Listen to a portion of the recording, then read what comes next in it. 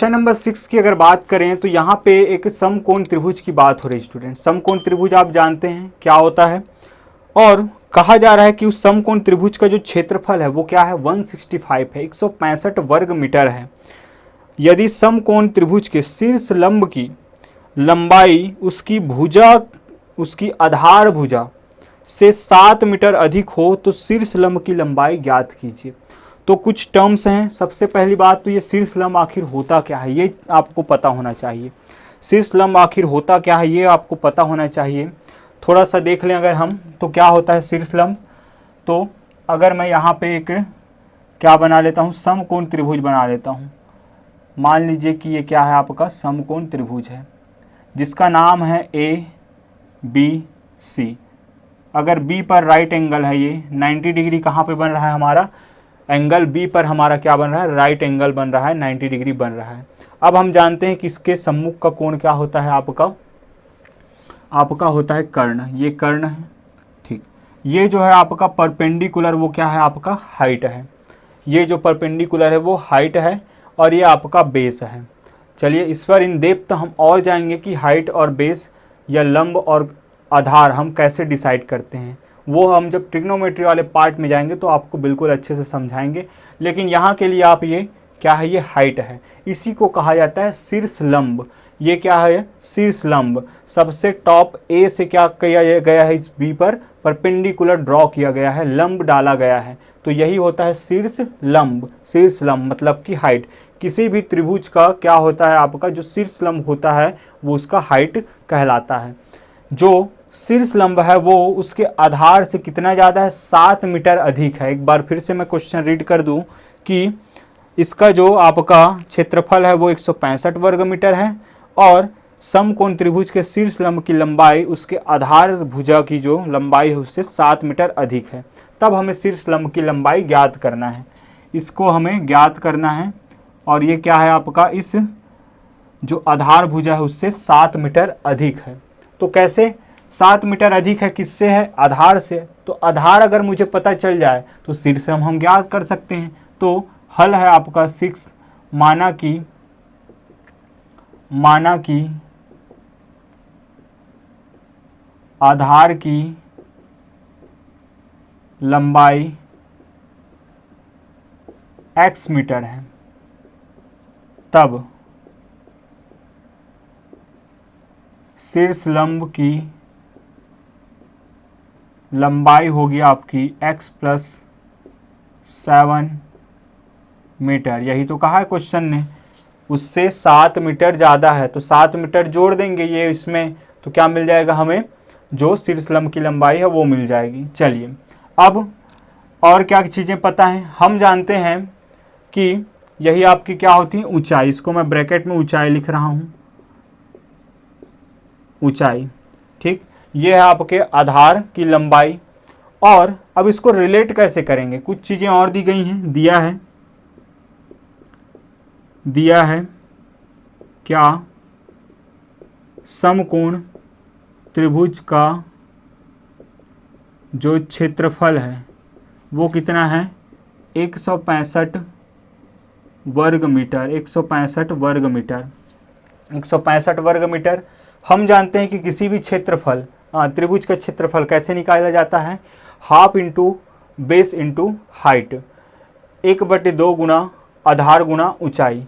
तो समकोण त्रिभुज का क्षेत्रफल, तो इस क्षेत्रफल की जगह पे क्या लिख सकता हूं मैं, समकोण त्रिभुज का क्षेत्रफल। तो समकोण त्रिभुज का क्या हो जाएगा, पहली बात तो 1/2 गुणित आधार गुणित ऊंचाई। तो आधार क्या है आपका x गुणित ऊंचाई क्या है x प्लस 7, बिल्कुल सिंपल सा।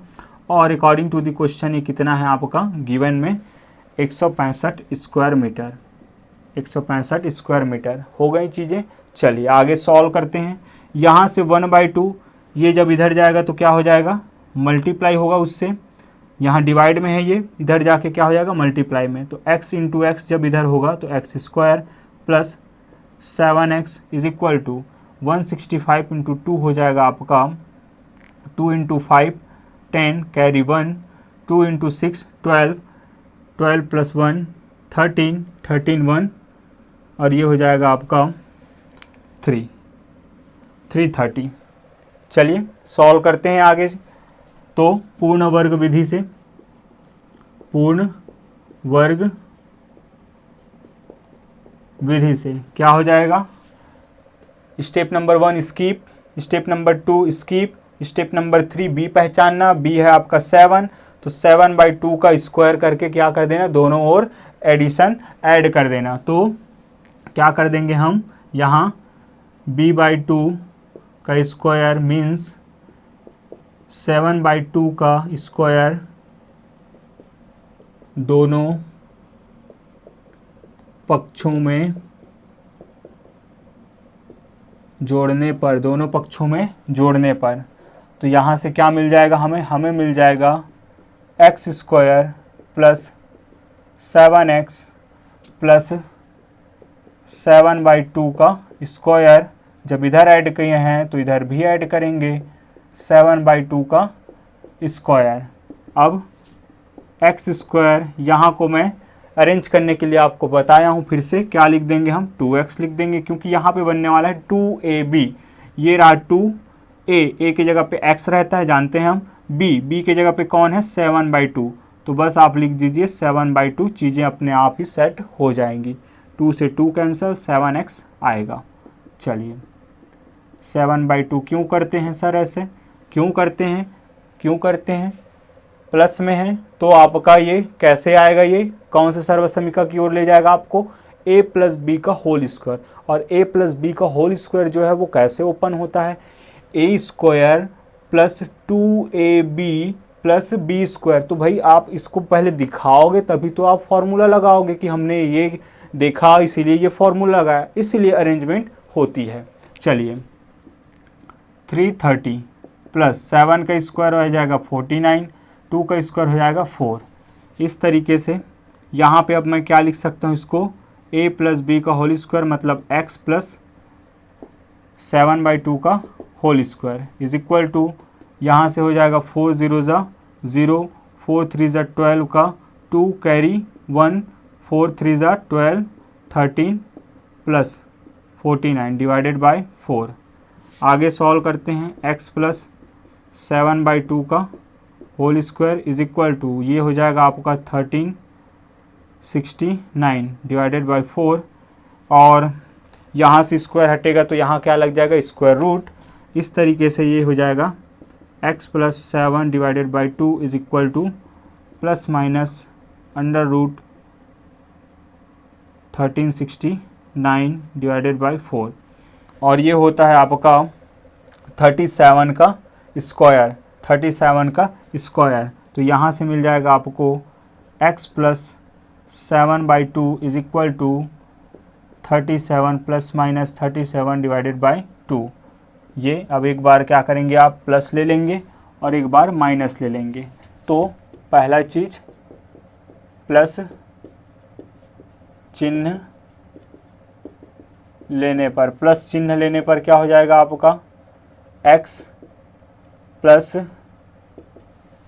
चलिए 7/2 जब इधर जाएगा तो क्या हो जाएगा -7/2, और 37/2 पॉजिटिव रहेगा तो -7/2। सॉल्व करते हैं, ये आएगा आपका 13/2। इस तरीके से x का वैल्यू हो जाएगा आपका 13 - 7 मीन्स 30 डिवाइडेड बाई 2, ये हो जाएगा 15। तो therefore x is equal to क्या 15। एंड सेकंड थिंग, नेगेटिव चिन्ह लेने पर क्या हो जाएगा, यहाँ से x इज इक्वल टू, यहाँ अब नेगेटिव रहेगा तो -37 डिवाइडेड बाई 2 -7 डिवाइडेड बाई 2। इस तरीके से आपको मिल जाएगा ये -44 divided by 2 is equal to -22। तो x इज इक्वल टू क्या हो जाएगा -22। क्या आप -22 को लेकर साथ बढ़ेंगे, क्या आप -22 को लेकर साथ बढ़ेंगे? बिल्कुल नहीं स्टूडेंट। क्यों? क्योंकि आपको भी पता होगा कि लंबाई कभी भी नेगेटिव नहीं होता। आप क्या कभी कहेंगे कि हमने -4 किलोमीटर का सफ़र किया है? बिल्कुल नहीं, आप हमेशा पॉजिटिव डायरेक्शन की ओर बढ़ेंगे। तो इस तरीके से ये क्या होगा, नेग्लेक्ट कर देंगे इसको। आप कारण जानते हैं, लिख लेंगे, क्योंकि लंबाई जो है कभी भी ऋणात्मक नहीं होती। अतः अतः x बराबर क्या 15 लेने पर, तब x कौन है, x है आपका आधार की लंबाई, आधार की लंबाई, इसलिए आधार की लंबाई बराबर क्या हो जाएगा 15 मीटर, तथा जो आपको पूछा गया था शीर्ष लंब की जो होगा लंबाई x + 1 मीन्स ये हो जाएगा आपका 16 मीटर, और सॉरी ये हो जाएगा x + 7, तो 15 + 7 22 मीटर, ये रहा आपका आंसर। चलिए स्टूडेंट, ये आपको समझ में आया होगा, नोट कर लीजिए इसको, वीडियो को पॉज करके बढ़ते हैं आगे और देखते हैं हम क्वेश्चन नंबर 7 को। क्वेश्चन नंबर 7 को अगर हम देखें स्टूडेंट, तो क्वेश्चन का कहना है कि फलों की आयताकार क्यारियाँ पता है आप लोगों को, बिल्कुल पता होगा, छत्तीसगढ़ से हों या कहीं से भी हों, क्यारियाँ तो पता ही होगा। चलिए, तो एक जो फलों की आयताकार क्यारी है उसका जो क्या है परिमाप है वो कितना है आपका 76 मीटर है। परिमाप क्या होता है आयत का वो जानते हैं आप। तथा क्षेत्रफल 357 वर्ग मीटर है, स्क्वायर मीटर है। तो क्यारी की लंबाई व चौड़ाई ज्ञात कीजिए। 76 मीटर क्या है आपका परिमाप है, उसका पेरीमीटर कितना है, उस फ्लावर बेड जो है उसका पेरीमीटर है आपका 76 मीटर, एंड उसका जो एरिया है वो है आपका 357 स्क्वायर मीटर। तो कैरी का जो लेंथ एंड ब्रेथ है उसको हमें बताना है। जो फ्लावर बेड है उसका क्या बताना है हमें, लेंथ एंड ब्रेथ को बताना है। तो चलिए, लेंथ एंड ब्रेथ को बताना है, तो क्या चीज़ें पता है आपको, नहीं पता है, तो क्या मान लेंगे हम, किसी एक को लेंथ या ब्रेथ को क्या मान लेंगे हम, x मान लेंगे। क्यों एक को सर, तो जवाब है क्योंकि यहाँ पे है वन वेरिएबल का चैप्टर, ये वन वेरिएबल ही इंक्लूड कर सकते हैं हम यहाँ। तो यहाँ अगर हम देखें तो मान लेते हैं ये है आपका क्वेश्चन नंबर 7 की माना कि या सबसे पहले दी गई बातों को लिख लेते हैं। दिया है क्यारी का परिमाप, आयताकार क्यारी का परिमाप बराबर 72 मीटर, तथा क्षेत्रफल कितना दिया है आपका 4, क्षेत्रफल दिया है 357, सॉरी परिमाप है आपका 76 और ये हुआ 357 वर्ग मीटर। ये चीज़ें दी गई हैं। अब आपको बोला गया है कि इनकी हेल्प से क्या निकालना है आपको, उस फ्लावर बेड का आपको लेंथ एंड ब्रेथ निकालना है, उस क्यारी का आपको क्या निकालना है, लंबाई एवं चौड़ाई। तो मान लेते हैं माना कि क्यारी की लंबाई क्या है, x मीटर है। क्यारी की लंबाई जो है x मीटर है। तब हम जानते हैं कि परिमाप किससे मिलकर बनता है, परिमाप बनता है किसी आयताकार जो शेप होता है उसका क्या होता है परिमाप जो है वो होता है 2 × लेंथ प्लस ब्रेथ। सिंस चूँकि आयताकार क्यारी का परिमाप बराबर होता है 2 × लेंथ प्लस ब्रेथ का, लेंथ प्लस ब्रेथ लंबाई धन चौड़ाई का, इसलिए आयताकार क्यारी का परिमाप, तो क्वेश्चन के अनुसार हमें क्या दिया गया है 76 मीटर। तो अगर ये क्वेश्चन के अनुसार है लेकिन हमारे अनुसार क्या होगा, लंबाई यहाँ है और चौड़ाई नहीं पता, तो क्या लेके चलेंगे हम, b ही लेके चलेंगे। और 2 × लेंथ प्लस ब्रेथ, तो यहाँ से मैं इस पूरे के जगह क्या पुट कर सकता हूँ, इस दिए गए डेटा को, क्या हो जाएगा 76 meter is equal to 2 into length को मैंने क्या मान लिया है x, प्लस ब्रेथ नहीं पता तो b ऐसे ही रहेगा। चलिए वास्तव में यहाँ पे जो दिए गए डेटा है, परिमाप जो दिया है वो क्यों दिया है, वो दिया इसलिए है ताकि आप अगर लंबाई को मानते हैं x तो चौड़ाई निकल पाएँ, और अगर चौड़ाई को x लेके चलते हैं तो लंबाई निकल पाएँ, ताकि आप दोनों का मल्टीप्लिकेशन करके एरिया निकालें। क्यों? क्योंकि लंबाई गुणा चौड़ाई क्या होता है, आयताकार जो भी क्षेत्र होता है उसका क्या होता है, क्षेत्रफल होता है।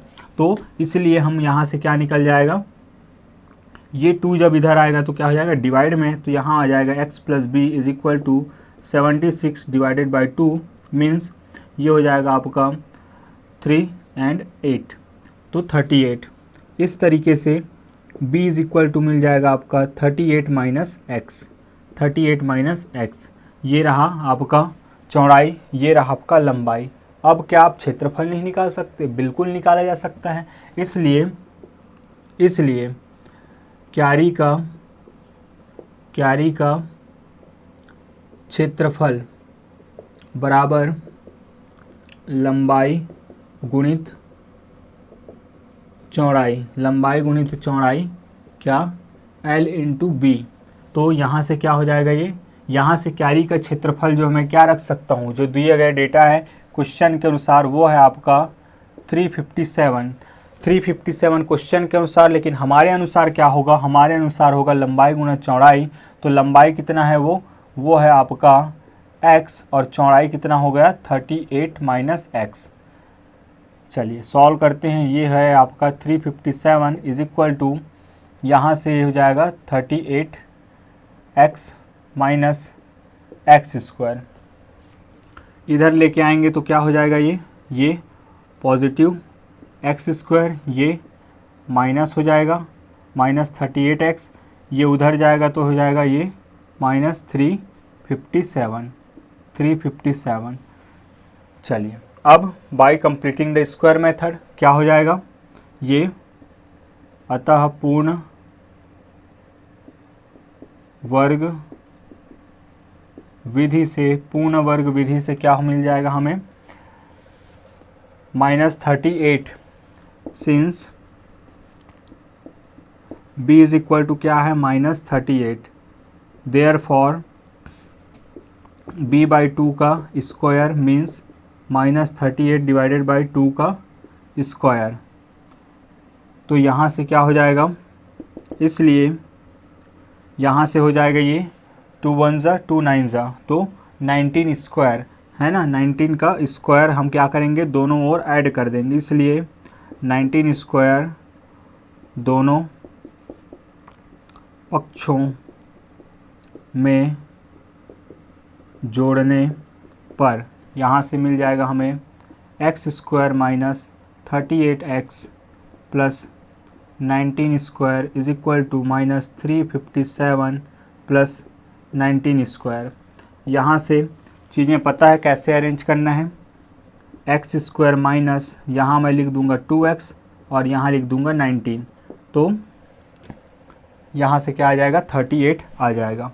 यहाँ 19 का square is equal to 357 plus यहाँ हो जाएगा आपका 19 स्क्वायर, 19 का स्क्वायर होता है 361।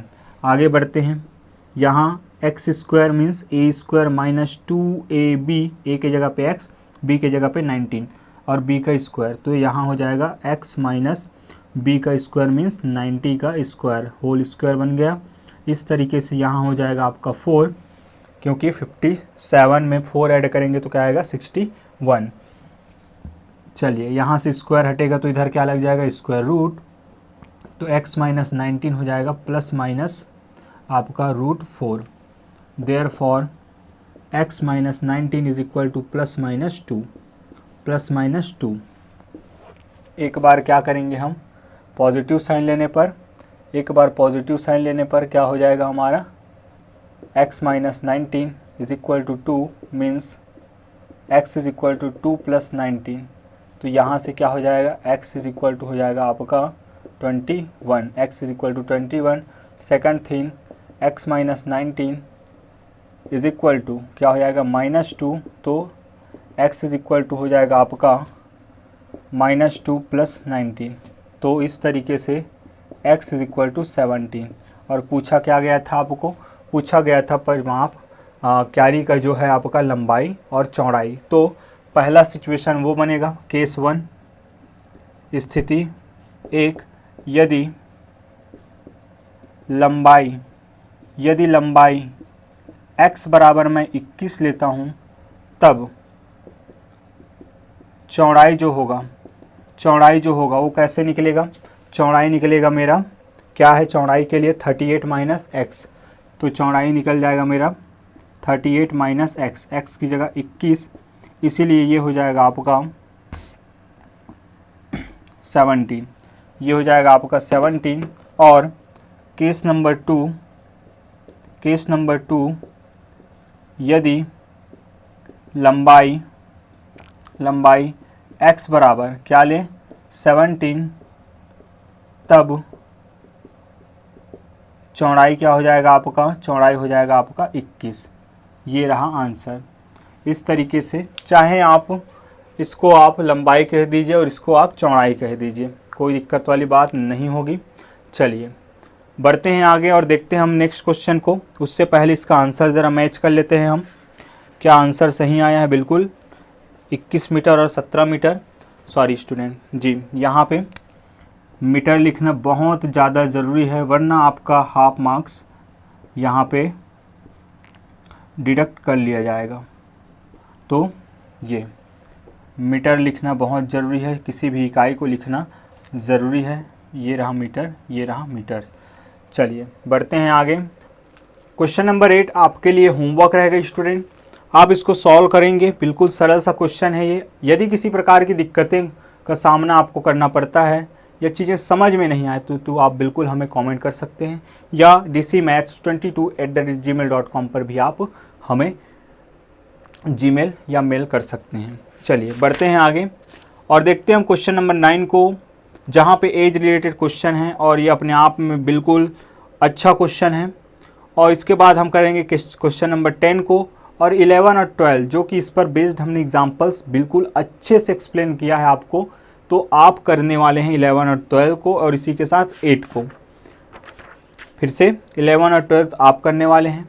अगर कोई भी परेशानी, डाउट, शंका होता है तो उसका समाधान है इधर, हम हैं यहाँ, बिल्कुल आप हमें भेज सकते हैं निसंकोच। तो बढ़ते हैं 9 की तरफ। एक व्यक्ति और उसके पुत्र की वर्तमान आयु का जो योग है वो क्या है, 45 ईयर्स है। 45 वर्ष है उनका योग, किनका, अगर एक पिता है और एक पुत्र है, उनके जो एज को अगर हम सम कर दें तो क्या मिलेगा हमें मिल जाएगा 45। ये इनका कहना है।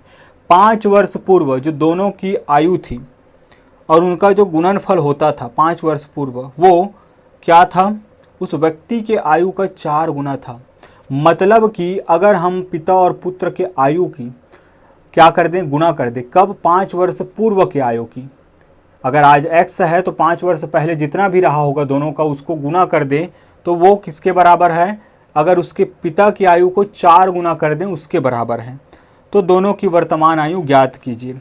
चलिए सबसे पहली बात तो जो सम दिया गया है, जो डेटा दिया गया है, सम हमेशा किसका काम करेगा, आपको दोनों डेटा को बताने के लिए मानने का काम करेगा। मानने के लिए जो है वो आपको सहायता प्रदान करेगा। कैसे कि माना कि क्या कर लेते हैं, माना कि जो पुत्र की आयु है, माना कि पुत्र की आयु बराबर क्या है, x वर्ष है, तब पिता की आयु जानते हैं, दोनों मिलाकर क्या दे रहे हैं आपको, 45 दे रहे हैं। दोनों मिलाकर 45 दे रहे हैं, तो 45 में से अगर मैं पुत्र की आयु हटा दूं तो बचा हुआ किसका होगा, पिता का होगा। चलिए ये रहा। अब 5 वर्ष पूर्व की बात की जा रही है तो चलते हैं 5 वर्ष पूर्व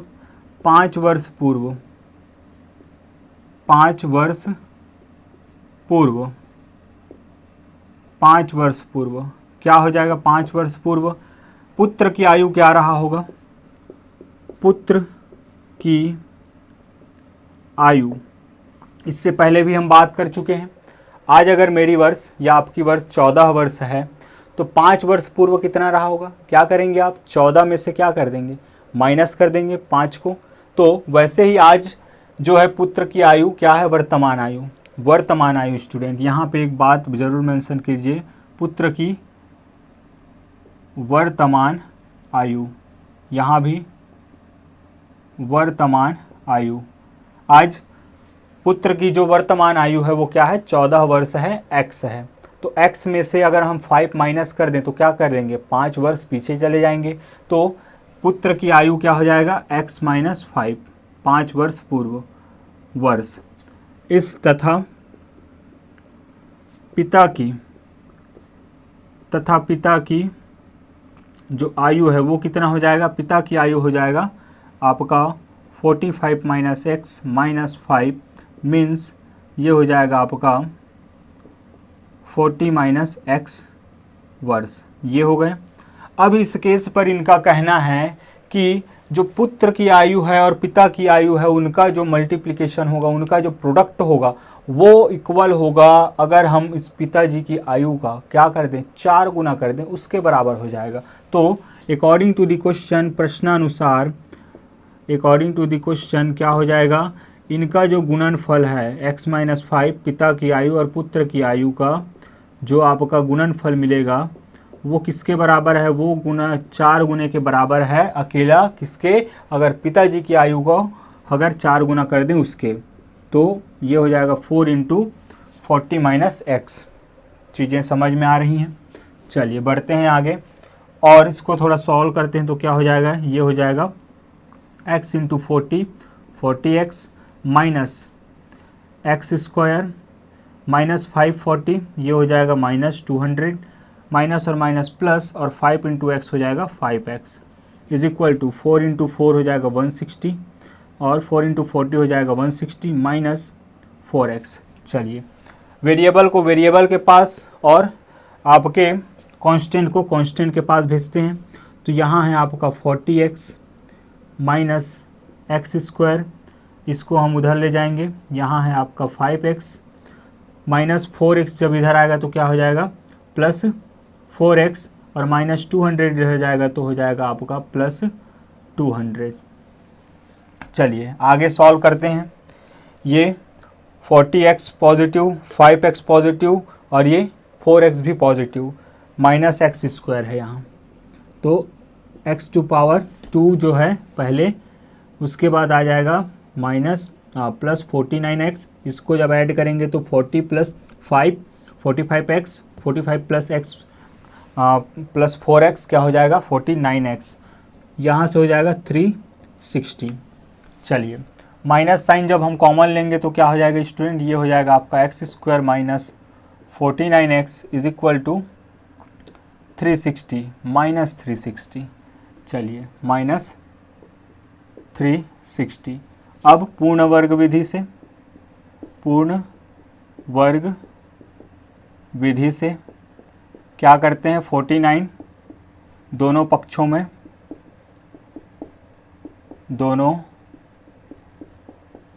में b/2 का स्क्वायर करके क्या कर देना? हमें ऐड कर देना है। b की जगह पे क्या है? माइनस 49 तो माइनस 49 का स्क्वायर मीन्स माइनस का स्क्वायर, तो माइनस का स्क्वायर प्लस हो जाता है, यहाँ बच जाएगा 49/2 का स्क्वायर। दोनों पक्षों में इसको क्या करने पर? जोड़ने पर। तो यहाँ से हो जाएगा x square minus 49x plus 49 divided by 2 का square is equal to minus 360 into plus 49 divided by 2 का स्क्वायर। सॉल्व करते हैं आगे। तो यहाँ से हो जाएगा एक्स स्क्वायर माइनस, इस जगह के लिए मैंने आपको बताया तरीका कि सबसे पहले 2x लिख देना, उसके बाद इस 2 को अगर मुझे कैंसिल कराना है तो डिवाइड भी करना पड़ेगा। तो 49 डिवाइडेड बाई 2 लिख देता हूँ ताकि जब मैं इसको सॉल्व करूँ तो मुझे यही मिल जाए। इस तरीके से a मेरा बन जाएगा x और b बन जाएगा 49 डिवाइडेड बाई 2। यहाँ से अब यहाँ अगर हम सॉल्व करें तो ये रहा 360 प्लस 49 का स्क्वायर क्या हो जाएगा, 49 का स्क्वायर, 49 का स्क्वायर देखते हैं क्या होगा, तो 9 9 ज़ा होगा 81, 81 का 1 कैरी 8, 9 4 ज़ा होगा आपका 36, 9 4 ज़ा 36, 36 प्लस 36 आपका होगा 72, 72 प्लस 8 होगा 80 कैरी 8, 4 4 ज़ा आपका हो जाएगा 4 4 ज़ा हो जाएगा 16, 16 और 8 24।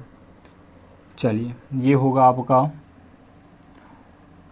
2401 डिवाइडेड बाय 4।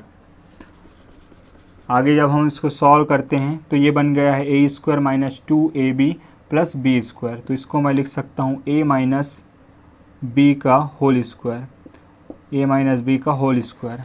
चलिए आगे सॉल्व करते हैं यहाँ, तो 4 0 ज़ा 0, 4 6 ज़ा हो जाएगा आपका 24 का 4 कैरी 2, 4 3 ज़ा हो जाएगा आपका कितना, आपका हो जाएगा ये 12, 12 प्लस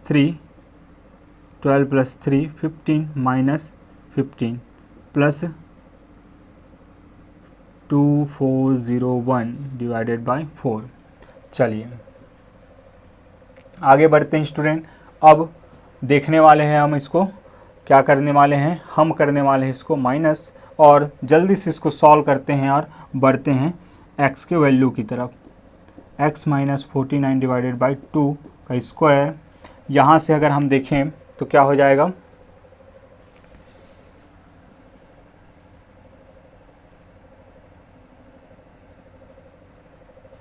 फोर 3 ज़ा 12 और कैरी आया था हमारे पास 2, कैरी आया था हमारे पास 2। यही चीज़ें हैं जो थोड़ी सी परेशान कर रही थी, यही चीज़ें हैं जो थोड़ी सी परेशान कर रही थी, तो ये आएगा यहाँ पे आंसर इस तरीके से। चलिए बढ़ते हैं आगे, माइनस करते हैं, यहाँ पे क्या आ जाएगा 401 140 40 1 माइनस 0 ये हो जाएगा 1, 0 माइनस 4 मीन्स 10 माइनस 4 ये हो जाएगा 6, 3 तो 13 माइनस 4, 13 माइनस 4 हो जाएगा आपका 9 और 1 माइनस 1 0, तो यहाँ पे आ जाएगा आपका इक्वल टू 961 डिवाइडेड बाय 4। आगे जब हम इसको सॉल्व करते हैं तो आ जाएगा x minus 49 divided by 2 plus equal to plus minus under root 961 divided by 4। यहाँ से मिल जाएगा मुझे x minus 49 divided by 2 is equal to 961 होता है 30 का होता है 900, तो 31 का होगा 961 किसका हो जाएगा प्लस माइनस 31 डिवाइडेड बाई 2। इस तरीके से ये मिल गया। अब एक बार प्लस लेंगे एक बार माइनस लेंगे, तो प्लस जब हम लेंगे पॉजिटिव साइन तो क्या हो जाएगा x is equal to 31 divided by 2, जब 49 डिवाइडेड बाई 2 उधर चल के जाएगा तो क्या हो जाएगा प्लस 49 डिवाइडेड बाई 2, यहाँ से हो जाएगा आपका 2 और ये हो जाएगा 80, यहाँ से फिर x इज इक्वल टू मिल जाएगा 40, ये रहा एक वैल्यू। इसी तरह जब आप नेगेटिव साइन लेते हैं, यहाँ आप लिखेंगे कि क्या ऋणात्मक चिन्ह लेने पर, नेगेटिव साइन लेने पर x इज इक्वल टू हो जाएगा आपका minus 31 divided by 2 plus 49 divided by 2 means यहाँ से हो जाएगा आपका 18 डिवाइडेड बाई 2, तो x इज इक्वल टू हो जाएगा आपका 9, x इज इक्वल टू 9। इस तरीके से अगर हम इसको अब वहाँ पे अगर लगाएं तो क्या मिलने वाला है हमें, क्या x इज इक्वल टू 9 संभव है।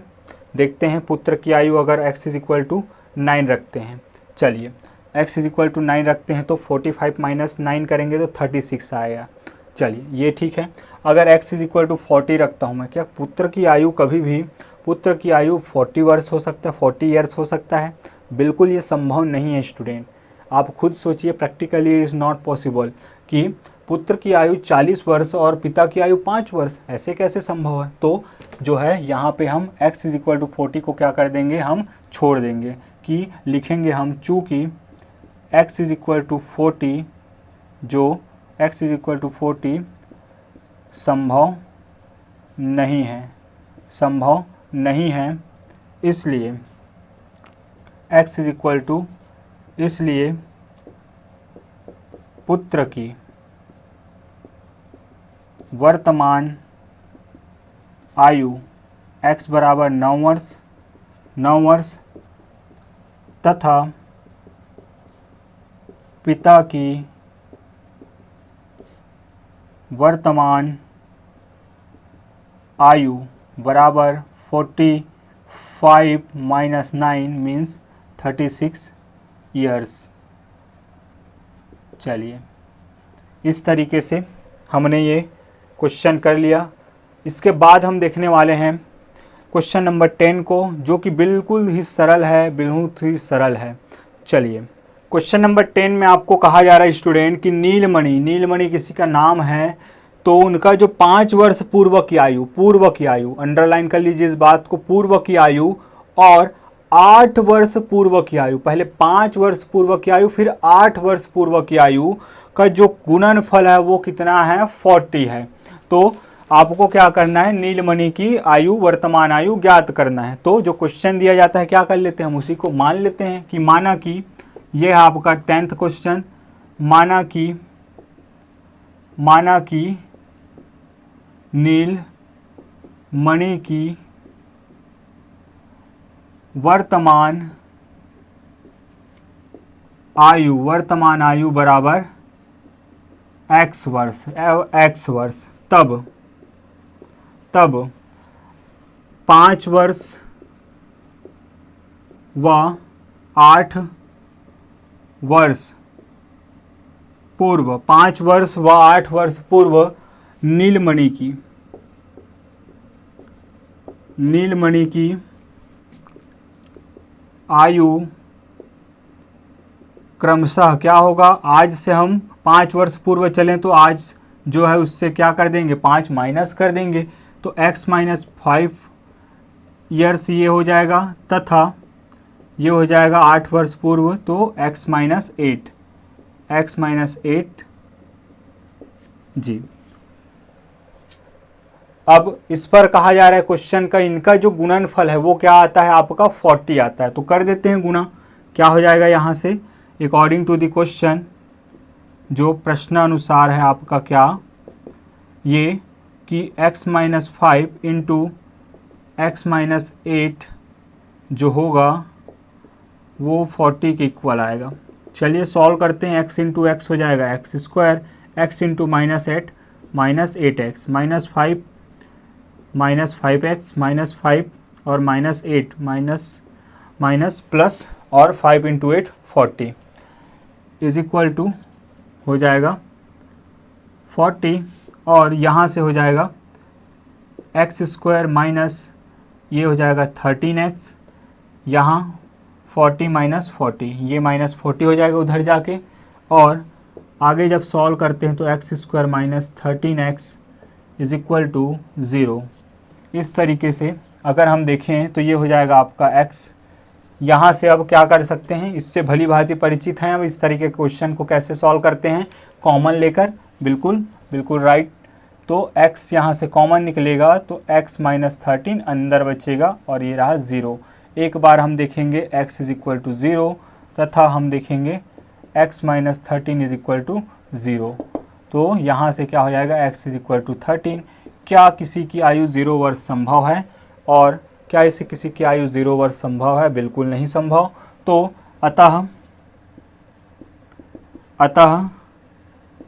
नीलमणि की वर्तमान आयु 13 वर्ष है। ये रहा आपका आंसर। आगे के क्वेश्चन को आप सॉल्व करेंगे स्टूडेंट। यहाँ बताए गए बिंदुओं को आप ध्यान रखेंगे। अगर चीज़ें समझ नहीं आती तो बिल्कुल आप एग्जाम्पल जहाँ पे हमने करवाया है उस वीडियो को ज़रूर देख लीजिए, और अगर आपको कहीं भी अब उसके बावजूद डाउट आता है तो बिल्कुल हमें कमेंट कीजिए। हम हो सके तो उसके लिए अगर ज़्यादा ही चीज़ें अगर आपको समझ नहीं आ रही तो एक सेपरेट वीडियो आपको प्रोवाइड कर देंगे, क्योंकि हम आपके लिए मेहनत कर रहे हैं। बस आपसे चाहते हैं कि आप बिल्कुल प्रैक्टिस पर ध्यान दीजिए, पढ़ाई कर लिए। और थोड़ा सा सपोर्ट कर दीजिए। अगर आपको हमारा काम पसंद आ रहा है, ये हमारा जो हम वीडियो सीरीज़ लेकर आ रहे हैं वो पसंद आ रहा है, तो सब्सक्राइब ज़रूर कर दीजिए और अपने फ्रेंड्स के साथ शेयर कीजिए, क्योंकि ज्ञान बांटने से बढ़ता है, ना कि अपने पास रखने से। यही हमारा उद्देश्य है कि सब पढ़ेंगे, साथ बढ़ेंगे डीसी मैथ्स पाटन पे। चलिए मिलते हैं नेक्स्ट वीडियो लेक्चर में, तब तक के लिए अपना ख्याल रखिए। जय हिंद।